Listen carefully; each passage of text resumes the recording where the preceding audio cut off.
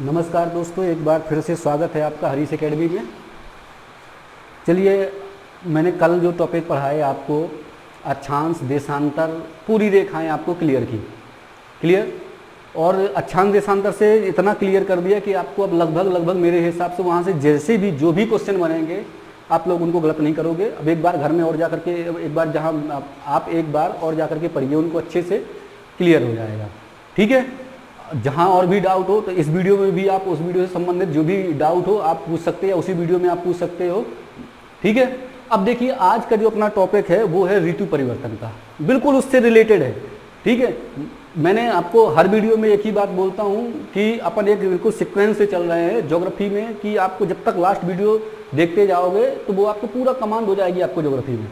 सबसे इम्पोर्टेंट बात एक मिनट और आपका लेना चाहूँगा कि देखिए, जैसे ये वीडियो मैं लगातार आपको बना रहा हूँ और देख रहे हो आप लोग, क्या है कि जो अपने घर पे छोटे भाई या बहन हैं जो 7th क्लास के आगे हैं, ठीक है, 7th क्लास इनकी हो चुकी है, उनको गेम खेलने से अच्छा है, अदर एक्टिविटी करने से मोबाइल में अच्छा है कि 1 घंटा मैं वैसी आधा घंटे की वीडियो बनाता हूँ, ताकि जब तक आप बोर हो तब तक आपको मेन चीज़ें समझ में आ जाएँ कि आखिर है क्या। उनको ज़रूर आप अभी से ही आदत डालिए, थोड़ा थोड़ा इनको देख लीजिए, क्योंकि उनके सिलेबस में ही है ये सब। ठीक है, वहाँ वो जो समझते हैं वो इसको और अच्छी तरीके क्लियर कर पाएंगे और अच्छी से उनकी तैयारी हो पाएगी। ठीक है, तो चलिए अब अपन चालू करते हैं टॉपिक आज का। आज का टॉपिक अपना ऋतु परिवर्तन से है। कहाँ से है? ऋतु परिवर्तन से आज का अपना टॉपिक है। मैंने ये पहले से बना के रखा है ताकि आपका समय ज़्यादा वेस्ट ना हो। अब देखो, इसमें ऋतु परिवर्तन में अच्छा एक इसमें सबको लगभग जिनको आता है, मेरा मानना उनको भी डाउट होगा, जिनको नहीं आता है उनको तो ठीक ही है, जिनको आता है उनको जरूर डाउट होगा कि कब दिन बड़े कब दिन छोटे, कब ये भले ही आता है कभी ना कभी तो हल्का फुल्का कन्फ्यूजन तो हो ही जाता होगा। मैं ये प्रॉमिस के साथ कह सकता हूँ कि एक बार इस वीडियो को पूरा देखिए, आपके सारे डाउट क्लियर हो जाएंगे और ये कभी भूलोगे नहीं। दिन छोटे बड़े, ये ऋतु परिवर्तन जो भी जैसा है, कहाँ दिन बड़े होते हैं कहाँ दिन छोटे होते हैं, कौन सी डेट है, कभी नहीं भूलोगे। चलिए चालू करते हैं, अब शुरुआत करते हैं इसकी। देखिए, मैंने ये 4 जगह पृथ्वी बना के रखी है, ये सूर्य है। अब इसको समझना है जैसे मैं आपको बता रहा हूँ। देखो, सबसे पहले सूर्य, ये यहाँ से चालू करते हैं। अच्छा, एक चीज़ अभी याद कर लो अभी के लिए, ये रेखाएं सबको, अब जितने लोगों ने मेरे पुराने वीडियो देखे होंगे सबको रेखाएं पूरी क्लियर होंगी। ये अपनी कौन सी है? 0 डिग्री रेखा है। ये है आपकी कर्क और ये है मकर। यही मैं हर जगह ये रेखा है 3 बनाने वाला हूँ। अब देखिए, एक चीज़ आपको अभी के लिए आगे ये भी क्लियर, 21 जून मान लो ये डेट। कौन सी डेट है? 21 जून। गोलार्ध सब लोग जानते हो, ये 0 डिग्री से जो ऊपर वाला उत्तरी गोलार्ध और 0 डिग्री से नीचे वाले दक्षिणी गोलार्ध। 21 जून मान के चलते हैं कि जो सूर्य की रोशनी है पूरी, वो कहाँ है? 21 जून, मतलब यहाँ पर पड़ रही है, बिल्कुल सीधी इसमें पड़ रही है। ठीक है, इसमें पड़ रही है तो इसका मतलब ये है कि उत्तरी गोलार्ध में अब गर्मी, अच्छी खासी गर्मी होगी। 21 जून इसलिए मैंने लिखा कि 21 जून को उत्तरी गोलार्ध में सबसे बड़ा दिन होता है। क्या? 21 जून को उत्तरी गोलार्ध में सबसे बड़ा दिन। ये याद करने की जरूरत नहीं पड़ेगी, अभी आगे समझ लीजिए, पूरा कॉन्सेप्ट क्लियर हो जाएगा, ये सब आपको याद हो जाएगा। 21 जून को क्या मैंने बताया कि उत्तरी गोलार्ध में सबसे बड़ा दिन होता है। बात यहाँ तक समझ में आए? आगे देखिए। अच्छा, अब ये पृथ्वी घूम रही है, ये इसकी पूरी सर्किल है। सब लोग जानते हो कि परवलयाकार सर्किल में चक्कर लगाती है। ठीक, अब मैं एक चीज और यहां लिख दूं, उत्तरी गोलार्ध, इसको आप नोट कर सकते हैं, ग्रीष्म ऋतु, ग्रीष्म ऋतु। अच्छा, अब एक चीज आप लोग समझ गए होंगे, दक्षिणी गोलार्ध में क्या होगा? शीत ऋतु। तो यहां मैं लिख दे रहा हूं दक्षिणी गोलार्ध शीत ऋतु। अब एक चीज और, 21 जून को उत्तरी गोलार्ध में सबसे बड़ा दिन होता है, जस्ट अपोजिट बोल दो। 21 जून को दक्षिणी गोलार्ध में सबसे छोटा दिन होता है। कैसे भी क्वेश्चन पूछे बिल्कुल सिंपल सा याद हो जाएगा। अब इसके बाद क्या करना है कि जब ये पृथ्वी यहां से घूमते हुए कक्षा में चक्कर लगाते हुए, जो पिछले वीडियो में मैंने बताया था, घूमते घूमते यहां पहुंचेगी, तो यहां भी अपन तीनों रेखाएं बना लेते हैं। इसको बना लेते हैं विषुवत रेखा 0 डिग्री, ये अपनी हो गई कर्क रेखा और ये कौन सी हो गई? मकर रेखा। ऐसे घूमते हुए पहुंचे। जब ये यहाँ से ऐसे घूमती है तो ये राउंड भी लगा रही है अपना खुद पे, दिन रात हो रहे हैं, साथ में ये आगे भी बढ़ती चली जा रही है। यहाँ पहुंची पृथ्वी, जब यहाँ पहुंचती है इस कक्षा में, तो अब यहाँ से इसकी जो सूर्य की बिल्कुल सीध की रोशनी है वो यहाँ विषुवत रेखा में पड़ती है। कहाँ पहुँचती है? सीधा कहाँ पड़ती है? विषुवत रेखा में पड़ती है। बात क्लियर? अच्छा, अब 21 में कुछ क्या करना है, इसमें 2 प्लस करना है। कितने प्लस करना है? 2 प्लस करना है। 21 प्लस यहाँ से यहाँ तक आते हुए 2 प्लस करना है। तो 21 में क्या हो जाएगा? 22, 23, 23। अब 3 महीने का एक चक्र बदलेगा। 21 जून से जुलाई, अगस्त और सितंबर, 23 सितंबर। कुछ नहीं यहाँ रटना नहीं है, केवल समझना है। 21 में कितना प्लस किया? 2 प्लस किया। कहाँ पहुंचे? 23। जून में 3 महीने का अंतर, तो जून से जुलाई, अगस्त और सितंबर, यहाँ तक हो गया। अब ये कहाँ पहुंच गया? यहाँ बीच में पहुंच गए। अच्छा, ना तो ये उत्तरी गोलार्ध में है ना ये दक्षिणी गोलार्ध में है। 23 सितंबर, तो आप ये भी कह सकते हो कि 23 सितंबर को दोनों जगह दिन और रात कैसे होते हैं? बराबर होते हैं। तो 23 सितंबर को दिन रात कैसे होते हैं?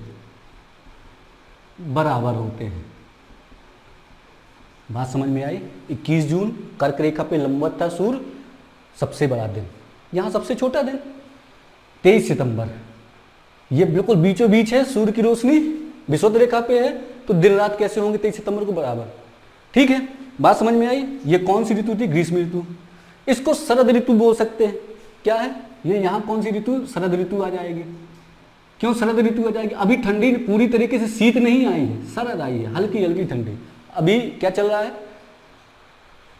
ये जून से सितंबर, जैसे जुलाई चल रहा है। ठीक है, अगस्त और सितंबर, सितंबर में कैसा मौसम होगा? ना ज़्यादा ठंड रहेगी और ना तो गर्मी रहेगी। कौन सी ऋतु रहती है? शरद ऋतु रहती है। तो 23 सितंबर को स्पेशल क्या होता है? दिन और रात बराबर होते हैं। बस यहाँ से कितना प्लस किया था? 2 इससे उधार अपन ने ले लिए थे, तो कितना? 23 हो गया था। अब इनको वापस करना है एक एक करके। ठीक है, अब चलिए अभी और पृथ्वी को आगे अपना चक्कर है इसको आगे लगाने दो। यहाँ भी मैं वही चीज़ बना ले रहा हूँ। ये कर्क रेखा, ये विषुवत रेखा और ये मकर रेखा 0 डिग्री, इसको कर्क रेखा बोलते हैं अपन लोग। ठीक है, इसको क्या बोलते हैं? मकर रेखा,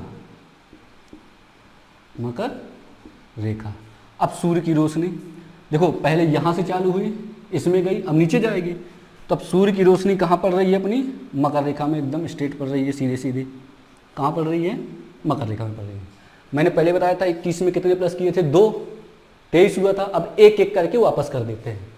तो यहाँ क्या कितना आ जाएगा? 22। 3 माह प्लस कर लो, सितंबर, अक्टूबर, नवंबर और क्या आ जाएगा? दिसंबर। 22 दिसंबर, 22 दिसंबर। अब ये बताओ, सूर्य की जो रोशनी है वो कहाँ है? मकर रेखा पर। डेट अपन ने कौन सी लिखी है? 22 दिसंबर। अब आप सब लोग समझ गए होंगे कि सबसे बड़ा दिन 21 जून, उत्तरी ध्रुव पे सबसे छोटा दिन 22 दिसंबर को सबसे छोटा दिन होता है। कहाँ पर? उत्तरी ध्रुव पर। बात क्लियर समझ में आई? क्योंकि सूर्य की रोशनी कहाँ है? नीचे है, और ऊपरी क्षेत्र में क्या है? ये ऋतु कौन सी हो जाएगी? क्योंकि यहाँ ज़्यादा सूर्य की रोशनी नहीं, तो कौन सी ऋतु हो जाएगी अपनी? ये हो जाएगी शीत ऋतु। 22 दिसंबर है, शीत ऋतु प्रारंभ हो जाएगी। बात समझ में आई? अब इसके बाद अब यहाँ से यहाँ आ जाते हैं। यहाँ भी बिल्कुल आपको सेम वही करना है। ये विषुवत रेखा, ये कर्क और ये मकर, और यहाँ से सूर्य की रोशनी सीधे कहाँ पड़ेगी? फिर पड़ेगी विषुवत रेखा में। क्यों? क्योंकि यहाँ से फिर वही रिवर्स हो जाएगी, तो कहाँ? फिर विषुवत रेखा में। यहाँ 21, 2 प्लस किया था, 2 प्लस करने के बाद अपन यहाँ कितना पहुँचे थे? 23, 1 माइनस कर दिया 22। अब एक और वापस करना है ना अपन को, तो 21 लिख देते हैं। क्या लिख देते हैं? 21, 21। 3 महीने प्लस कर दो, दिसंबर, जनवरी, फरवरी, मार्च, 21 मार्च। बात क्लियर हो गई? 21 मार्च का जो दिन है सब लोग जानते होंगे, इस दिन भी क्या होते हैं? दिन रात बराबर। अब आप समझ गए, इसमें भी क्या होंगे? दिन रात बराबर होंगे। ठीक है, मतलब मेरे ये कहने का ये है। अच्छा, ये ऋतु कौन सी हो जाएगी? शीत के बाद ये आ जाएगी बसंत ऋतु। कौन सी ऋतु हो जाएगी? बसंत ऋतु प्रारंभ अपने उत्तरी गोलार्ध की बात करते हैं। बसंत ऋतु प्रारंभ हो जाएगी। अब देखो ये बात आपको क्लियर समझ में आएगी। एक बार मैं आपको रिवाइज कर देता हूँ और अच्छे तरीके से। सूर्य, कर्क, विषुवत और मकर। सूर्य की रोशनी सबसे पहले कर्क रेखा पर स्पष्ट रूप से पड़ी।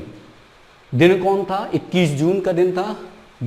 कैसा दिन था? सबसे बड़ा दिन था। उत्तरी गोलार्ध में कौन सी ऋतु थी? ग्रीष्म ऋतु। दक्षिणी गोलार्ध में कौन सी ऋतु थी? शीत ऋतु। 21 में क्या करना है? 2 अपन को प्लस करना है तो पहुंच जाएंगे 23 महीने। 3 प्लस करना है तो सितंबर पहुंच जाएंगे। 23 सितंबर को जो सूर्य की रोशनी कहाँ रहेगी? विषुवत रेखा पे रहेगी। और दिन और रात कैसे रहेंगे? इसमें दिन रात कैसे रहेंगे? बराबर रहेंगे। बात समझ में आ रही है?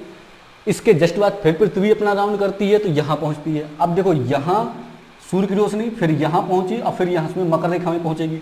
अब यहाँ से विषुवत से फिर यहाँ आगे पहुँचेगी तो मकर रेखा में सूर्य की रोशनी पहुँच गई। तो ये अब फिर इसमें क्या है? अपन ने यहाँ से 2 प्लस किए थे, 23 आया था, इसमें से 1 माइनस कर दो तो आ जाएगा 22। 3 महीने प्लस कर दो तो सितंबर से दिसंबर।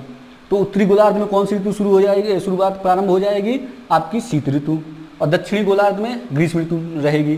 ठीक है, तो ये मकर रेखा में कौन सी ऋतु रहेगी? ग्रीष्म ऋतु यहाँ, और यहाँ कौन सी ऋतु रहेगी? शीत ऋतु। अभी एक इसमें उधार है तो एक और वापस कर दो तो कितना हो जाएगा? 21 मार्च। 3 महीने प्लस कर दिए मार्च, तो 21 मार्च हो जाएगा। दिन रात बराबर हो जाएंगे क्योंकि सूर्य की रोशनी कहाँ हो जाएगी? विषुवत रेखा पर लंबवत। ऋतु कौन सी हो जाएगी? बसंत ऋतु। मतलब मेरे समझाने का सीधे सीधे मतलब ये है कि जैसे सीधा क्वेश्चन आता है कि दिन रात कब बराबर होते हैं, 4 ऑप्शन। अब आप 21 जून होता है कि 22 दिसंबर होता है कि 21 मार्च की 23 सितंबर। ऑप्शन में केवल 21 सितंबर एक जगह लिख दिया, केवल क्या लिख दिया? 21 सितंबर। दूसरे ऑप्शन में लिख दिया 21 सितंबर व 21 मार्च। फिर तीसरे ऑप्शन में 21 जून लिख दिया। अब आप लोग कंफ्यूज हो जाओगे कि ये कैसे, मतलब याद किया, सब कुछ किया, लेकिन उस जब पेपर के समय रहते वैसी प्रेशर में रहते तो चीज़ें कन्फ्यूजन में आ जाती हैं कि यार 21 मार्च सही है कि 23 सितंबर सही है कि क्या सही है। तो कुछ नहीं है। इससे आप याद रखोगे, ये से एक बार समझ में आ गया होगा आपको। अब ये कभी नहीं बोलोगे कि 23 सितंबर और 21 मार्च को दिन रात कैसे होते हैं? बराबर होते हैं। 21 जून को उत्तरी गोलार्ध में सबसे बड़ा दिन होता है। 22 दिसंबर को उत्तरी गोलार्ध में सबसे छोटा दिन होता है। क्लियर? तो ये बात आपको समझ में आ गई होगी। अब क्या है कि सबसे बड़ी बात, इसके बाद अपन जो आगे टॉपिक शुरुआत करेंगे, ये यहाँ तक आपकी रेखाओं का जितना भी टॉपिक था वो समाप्त हो गया। अब अगले टॉपिक पे अपन अगले वीडियो में चर्चा करेंगे। आप इन वीडियो को क्या है अच्छी तरीके से देखिए, फिर उसके बाद आपको क्या करना है? अपनी किताब में इस चीज़ को पढ़ना है। समझ में जब कोई चीज़ आ जाएगी तो आपको ये फिर कभी नहीं भूलने वाली। और एक टाइम टेबल, आप ऐसे 1000 वीडियो डले हुए हैं, सब कुछ है यूट्यूब में, मैं भी देखता हूँ, आप भी देखते हो। लेकिन होता क्या है कि अपन का कॉन्सेप्ट किसी चीज़ में क्लियर नहीं हो पा रहा है। कंडीशन की थोड़ा सा वीडियो इसका देखा, थोड़ा सा वीडियो उसका देखा, तो पूरे कॉन्सेप्ट क्लियर नहीं हो पा रहे हैं। हमारे चैनल में क्या है, आपको मैथ भी मिल रही है, हिस्ट्री भी मिल रही है और ज्योग्राफी भी मिल रही है। बस एक टाइम डिसाइड करिए, राइट टाइम पे आप अपना बैठिए और पूरा का पूरा वीडियो एक ही बार में देखिए। आपको कॉन्सेप्ट भी क्लियर रहेगा और आपको ये भी पता रहेगा कि कल का टॉपिक कैसा है, कैसा रहा और आगे वाला टॉपिक आपको कैसे समझ में आया। धन्यवाद। सब्सक्राइब करिए, लाइक करिए, शेयर करिए। ठीक है, धन्यवाद।